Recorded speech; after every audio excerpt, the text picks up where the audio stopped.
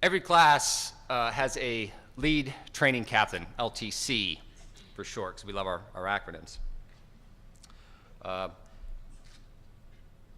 This individual shoulders the lion's share of the responsibility for the class, planning, organizing, and is there every single day. It's the one person that they do see every day. For this class, that captain is Captain James Heel. I'll have a chance to talk a little bit more about Captain Hill later, but for now I'd like for him to come up and say a few words. Captain Hill.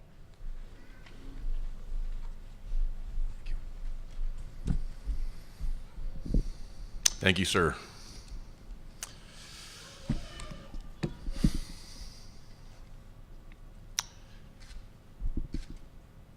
So I'm going to do two things fairly quickly while I have the microphone. The first is I'm going to present an award, and this is a surprise to the recruits. If you check your program, a little while later we're going to talk about most outstanding recruit. It's listed on your program. We'll do that here in a little bit. This award is not listed on the program. So first we're going to give out an award, and then I have a short story to tell. So it's my honor to present this award. We're calling it an Award of Excellence, and it's voted on by the staff. Unlike the Super Boot or the Most Outstanding Recruit Award, which is voted on by the class and their peers, this award is from the staff. The award's given to the recruit who shows overall excellence throughout the entirety of the program. Excellence in academic testing, both in fire and EMT. Excellence in practical skills testing. Excellence in physical fitness. And in teamwork, work ethic, and perhaps most importantly, overall attitude. There were several recruits out of the class that excelled in all these areas, and they would have been worthy of this award. But nobody in quite the same way or intensity as this year's recipient. From the moment he stepped on the Academy grounds for his physical fitness test, or his CPAT test, as we like to say, until the day that he walked out of the classroom, I guess I should say the night that he walked out of the classroom last night after graduation, he excelled in all of these areas. There's a plaque at the bottom of the tower, the 6-story tower that these recruits have run up and down a couple times throughout the last 5 months. And on the plaque, it was donated, I'm going to mess this up, it was donated I think by 041. It reads, it challenges, give 100% effort, 100% of the time. And every time they run down that tower, they hit the plaque and then go run it again. The recruit exemplifies the answer to that challenge better than anyone that I've seen in a very long time. He ranked first out of the class academically. He was ranked third out of the class in practical skills. He was ranked first overall in the class when everything was combined. He excelled in PT, and for one example we'll give you is he ran our 1.5-mile baseline run. We have several baseline tests that we run, push-ups, pull-ups, plank, and a 1.5-mile run. And he ran the 1.5-mile run in 7 minutes and 45 seconds, which, if you don't have a calculator, that's 5 minutes and 3 seconds mile pace over the course of a 1.5 miles.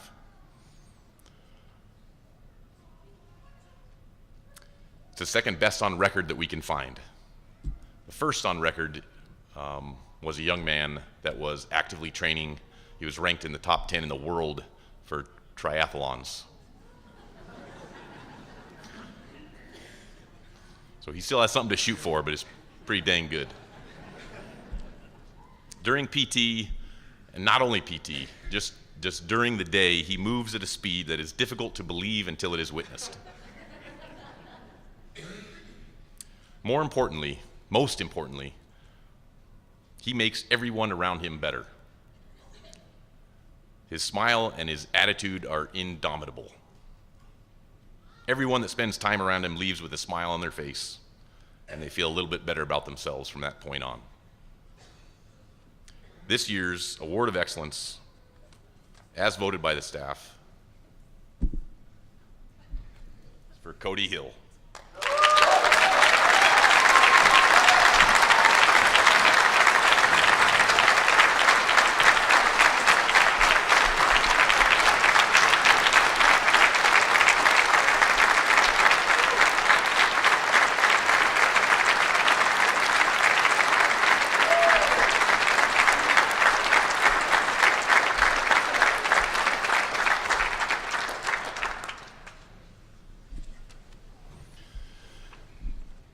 I imagine about halfway through that speech, he suddenly realized with a cold sweat that I was talking about him, and he's afraid that I'm going to make him give a speech. But I'm not. You're going to have to put up with me. So, now for the second thing that I told you I was going to do.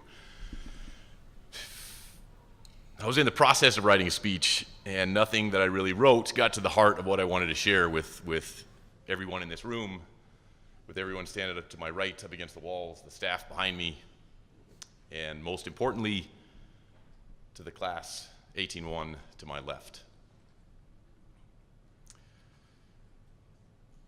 So I decided not to give a speech.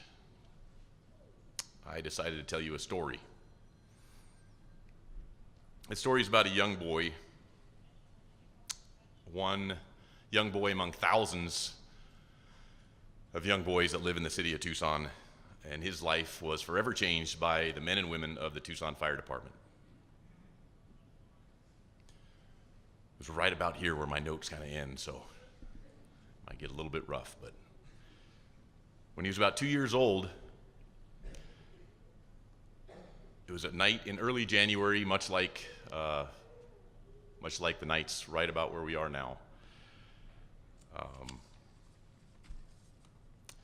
He was put to bed by his parents, just like any other night, and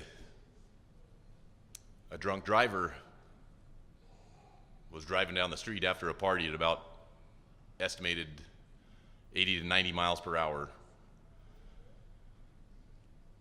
went off the road and crashed into this young boy's house. Not just into his house, he crashed right through his bedroom into where this 2-year-old was in his crib.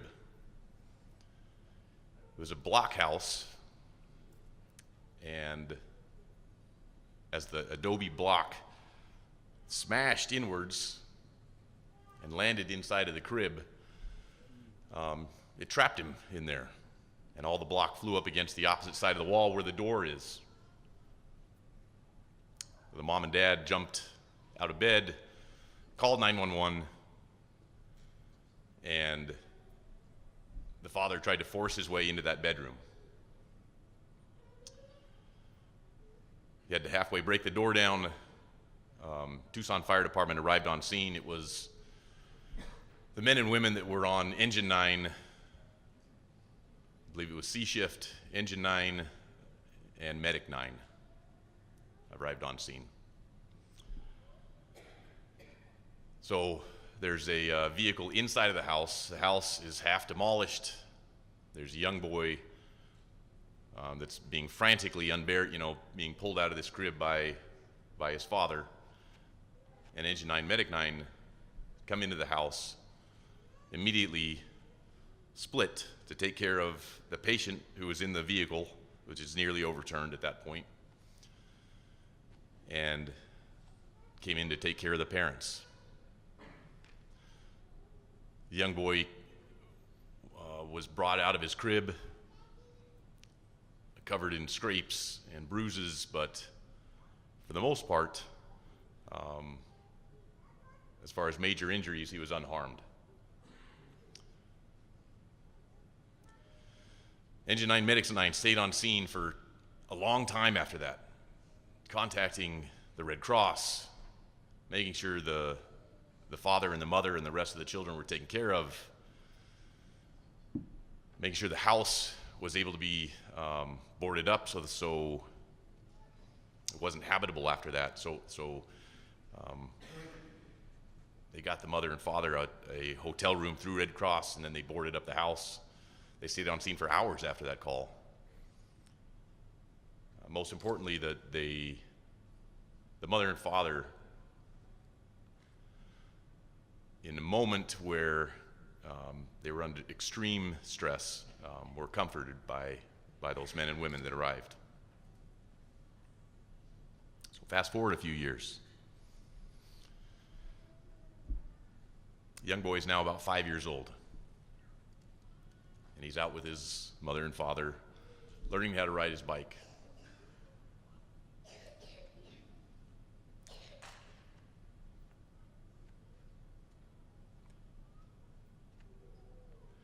As they're riding back, the sun was setting, it was getting a little bit dark. So they were being extra careful, the family was, to make sure that everything was safe. The young boy was barely learned how to pedal, so he's on the side of the road. And there's a street. It's actually pretty close to Station 7. It's on Magnolia and Lee Street, for those of you that are familiar with the area. The father stops the young boy and told him to wait there because they saw some headlights coming down the road. And he kind of walks out just to make sure that the car notices that there's pedestrians in the roadway. Even though the right-of-way, there was a stop sign the father could have just ridden through. So he stops and kind of makes sure the car is going to stop and then waves his son on. The car at that point, for whatever reason, slams it in reverse, goes back about 40, 50 feet, puts it back into drive, swerves around the father, and center punches the young boy and begins to drag him down Magnolia Avenue. The young boy is trapped underneath one of the shock towers in the rear, and the father goes running after him. The mother's frantically calling 911 because it's happening again.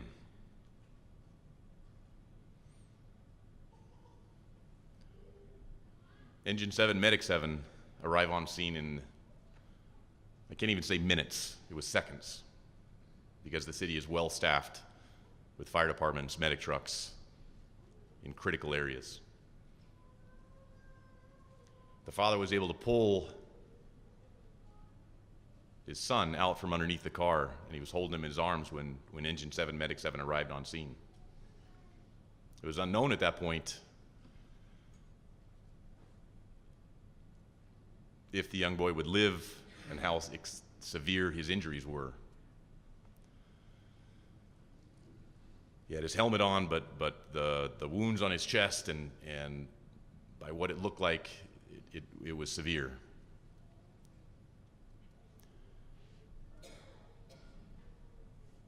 Another side note to this story.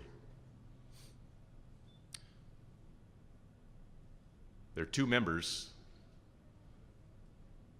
on Medic 7 that once worked on Medic 9 C shift. The same members arrived to take care of that young son after he was hit by a car, has arrived several years earlier when his bedroom was run through.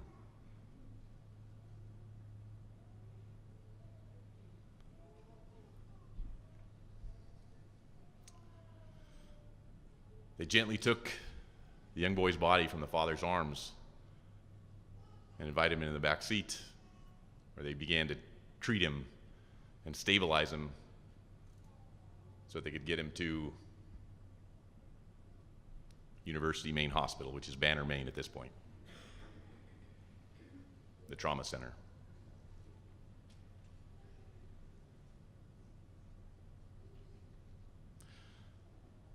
The Tucson Fire Department runs just under 100,000 calls a year.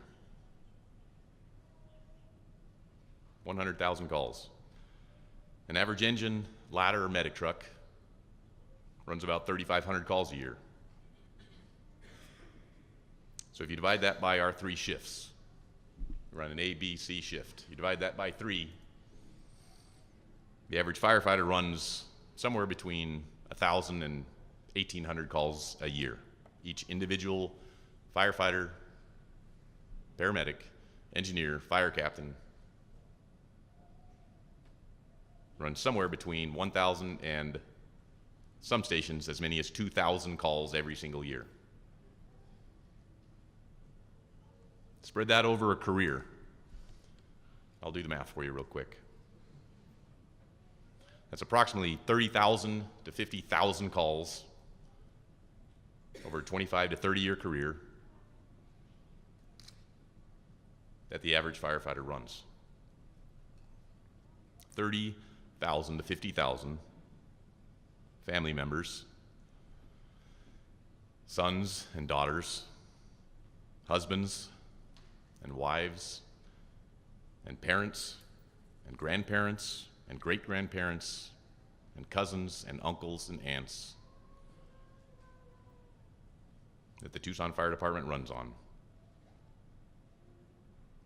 Every single one of those 100,000 calls is a cry for help by somebody. 99% of that time, and I could say 99.99% of those calls, the Tucson Fire Department and the staff, the men and women that are standing to your left and in front of you and spread throughout the crowd, 99.5% of the time, we do not know the connections to the community that that individual patient has. We don't know the relations. We don't know if it's somebody's son or daughter or grandparent or cousin. We don't know. We don't know the lives of the families, the impact in this city. And day in and day out, we treat every single one of them with the utmost professionalism that we possibly can.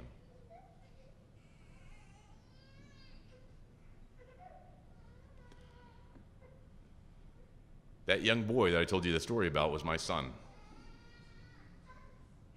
He is now 18 years old. He's doing very well. He works at Chick-fil-A. He's applying for college. His mom's sitting right over there. He's not a big fan of riding bikes.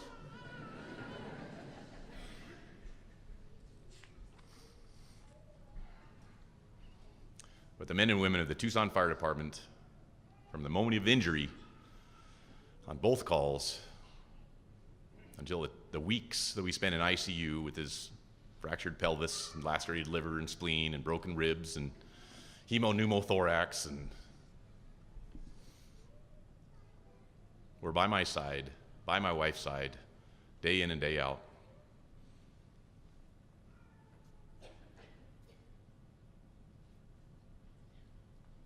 And they've impacted my life in a way that few people can claim, thankfully. I cannot begin to thank them. The only way that I can possibly pay them back, us back, is to run every single call, to treat every single day, whether I'm working in a Midtown fire station or acting as a member of the training staff, but just spend every day doing the best possible job that I can do. Is to run every single call as if that patient that I'm running on was my son or daughter or mother or father, because they are. So Class 18-1. You will likely respond to at least 30 to 50,000 calls in your career.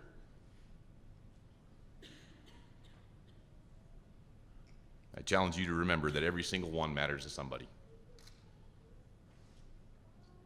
So be a professional, remain humble, learn something every day. And in 25 years, you have left the department and community better than you found it. Thank you.